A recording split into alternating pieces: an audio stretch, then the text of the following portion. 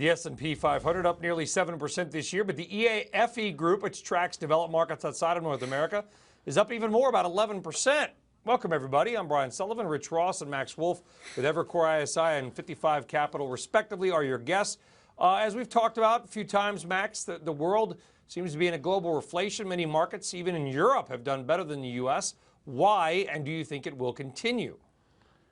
Yeah, so I do think it could continue. There's been momentum behind this right now. And part of what happened is after the November electoral surprise here in the U.S., we saw the U.S. rally kind of above and beyond the rest of the world. Our valuations got a little bit top heavy, and then the rest of the world joined in some level because there was a real relaxation of fear around Brexit that's built for a while. And most recently, really the last few days, we've seen a real relief rally around the election outcomes in France.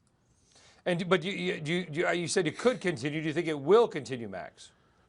Yeah, I think it's got a few more legs. I wouldn't bet on this to go much deep into the year after the midpoint, but maybe another couple months, sure. Okay, Rich Ross, chart it. Do you agree, disagree? Why? Yes and no. There's two Thanks. questions here, Brian. The first is on an absolute basis, can this EFA ETF continue to soar as it's done? The answer is yes. When you pull up the weekly chart, we see a very bullish setup here. Really an 18-month base of support, almost a complex head and shoulders base. And on the back of those elections, we have a gap higher above the neckline and that 200-week moving average, that key Mendoza line, if you will. That's a very bullish breakout, Brian.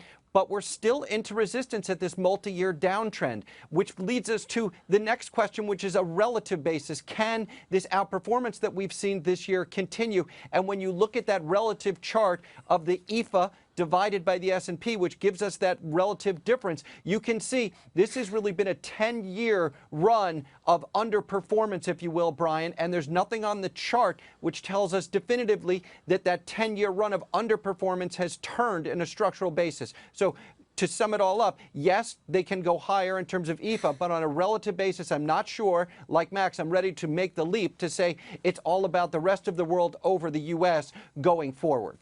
All right, great chart there. Really interesting way to look at it. Rich Ross and Max Wolff, thank you very much. The whole world is practically up, except for Russia. It's one market that's down so far this year. Folks, thanks for watching Trading Nation. I'm Brian Sullivan. We'll see you next time.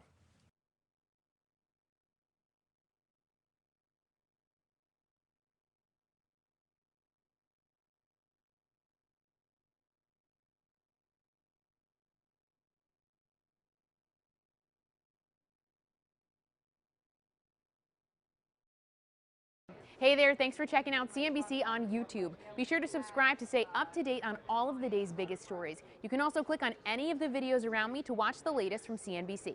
Thanks for watching.